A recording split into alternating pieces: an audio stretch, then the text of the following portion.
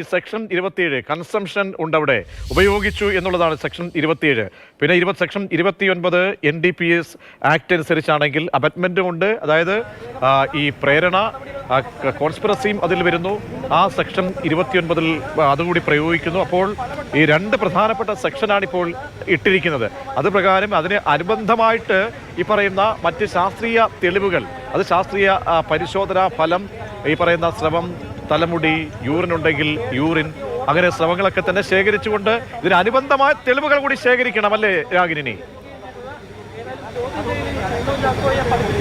തീർച്ചയായും അതുമായി ബന്ധപ്പെട്ട ശാസ്ത്രീയ തെളിവുകൾ ഈ കേസുമായി ബന്ധപ്പെട്ട് വളരെ പ്രധാനപ്പെട്ടതാണ്. സാധാരണഗതിയിൽ ഈ NDPS കേസുകളിൽ പൊസഷൻ വളരെ പ്രധാനപ്പെട്ടതാണ്. പക്ഷേ ഇവിടെ അങ്ങനെ ഉണ്ടായിട്ടില്ലെങ്കിൽ പോലും പോലീസിനെ കൊണ്ട് ചെയ്യാൻ കഴിയുന്നതിൻ്റെ പരമാവധി കാര്യങ്ങൾ ചെയ്യുന്നുണ്ട്.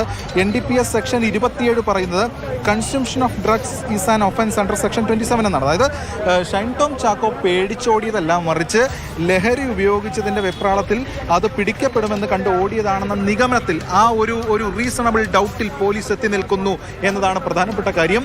ആ റീസണബിൾ ഡൗട്ടിന് ആധികാരികമായി അത് സാധൂകരിക്കുന്ന തെളിവ് ശേഖരണം വളരെ പ്രധാനപ്പെട്ടതാണ്. അതിന്റെ ഭാഗമായിട്ടാണ് പോലീസ് സംഘം തെളിവ് ശേഖരണത്തിലേക്ക്, അതിൽ ഈ ലഹരി ഉപയോഗിച്ചോ എന്ന് പരിശോധിക്കുന്ന ശാസ്ത്രീയ തെളിവ് ശേഖരണത്തിലേക്ക് പോലീസ് പോകാൻ പോകുന്നത്.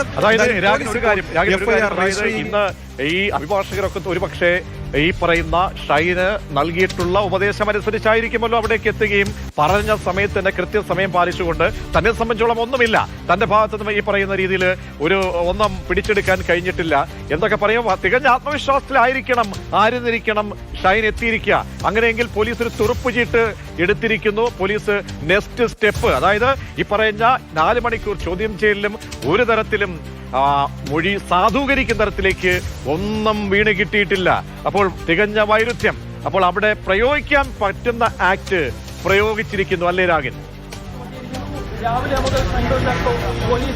തീർച്ചയായും അത് തന്നെ പറയേണ്ടി വരും. കാരണം ഷൈൻ ടോം ചാക്കോ ഒരു കാര്യം ഉറപ്പാണ്, ഒട്ടും തന്നെ പ്രതീക്ഷിച്ച് കാണില്ല ഇത്തരം ഒരു നടപടി. സാധാരണഗതിയിൽ FIR ഇല്ലാത്തൊരു കേസാണ്.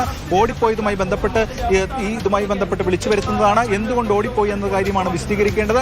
അങ്ങനെ വിശദീകരിച്ചപ്പോൾ ആ പറയുന്നത് പൊള്ളയാണെന്ന് പോലീസിന് ബോധ്യമായി. മാത്രമല്ല പോലീസിന് ഇതുമായി ബന്ധപ്പെട്ട് ഒരു റീസണബിൾ ഡൗട്ട് ഉണ്ട്. കാരണം ലഹരി ഉപയോഗിച്ച ശേഷം താരം ഓടിപ്പോയതാണ്.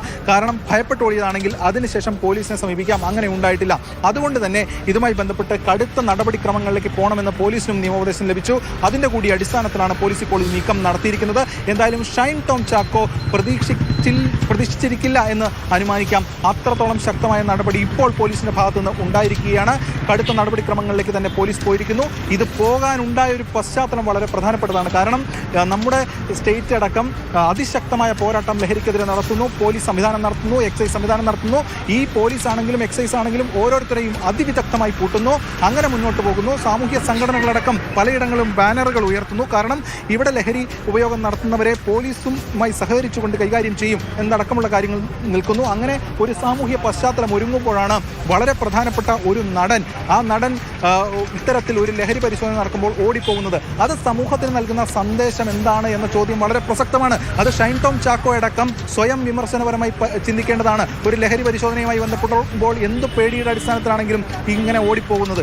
അതുകൊണ്ടാണ് നമ്മൾ വന്നപ്പോൾ ചോദിച്ചത് എന്തുകൊണ്ടായിരുന്നു ഇങ്ങനെ ഒരു ഓട്ടം എന്നത്. അതിന് കൃത്യമായിട്ടുള്ള കാര്യങ്ങൾ താരം വിവരങ്ങൾ നൽകിക്കൊണ്ടിരിക്കുന്നത്. ഏറ്റവും ഉച്ചയ്ക്ക് ശേഷം 4 മണിക്കൂർ പിന്നിട്ട് കഴിയുമ്പോൾ കൊച്ചി പോലീസിന്റെ ഭാഗത്തു നിന്നും നോർത്ത് പോലീസിന്റെ ഭാഗത്തു നിന്നും ഉണ്ടായിരിക്കുന്ന ഏറ്റവും പുതിയ ഡെവലപ്മെന്റ്, ഷൈൻ കേസുമായി ബന്ധപ്പെട്ട് ഷൈനെ ചോദ്യം ചെയ്യുമ്പോൾ 2 പ്രധാനപ്പെട്ട വകുപ്പുകൾ NDPS ആക്ടുമായി ബന്ധപ്പെട്ട് ചുമത്തിയിരിക്കുന്നു. FIR ഇട്ടിരിക്കുന്നു, കേസെടുത്തിരിക്കുന്നു. NDPS consumption of drug is an offence under section 27. അതായത് ഉപയോഗം, ഈ ഡ്രഗ്സിന്റെ ഉപയോഗം നടന്നിരിക്കുന്നു എന്ന ആ വകുപ്പ് പ്രകാരമാണെങ്കിൽ അപ് ടു 1 ഇയർ, 1 വർഷം വരെ ഉള്ള തടവ് ഒക്കെ ലഭിക്കാവുന്ന ഒരു കുറ്റമാണ്. മുകളിലേക്ക് പോകാനുള്ള കുറ്റമായി ഇത് മാറുന്നുമുണ്ട്. പല സെക്ഷനുകളുടെ ചേർക്കപ്പെടുമ്പോൾ പിന്നീട് 29 സെക്ഷൻ ചേർത്തിരിക്കുന്നത്. ഈ 2 പ്രധാനപ്പെട്ട ഇപ്പോഴത്തെ എന്ന് പറയുമ്പോൾ ഈ സാഹചര്യം അനുസരിച്ച് പോലീസ് ഇപ്പോൾ ചുമത്തിയിരിക്കുന്ന 2 പ്രധാനപ്പെട്ട സെക്ഷനുകളാണ്. ഇനി വൈദ്യപരിശോധന അടക്കം നടക്കാൻ പോകുന്നു. അടുത്ത ചുവടുവയ്പ് അതാണ്.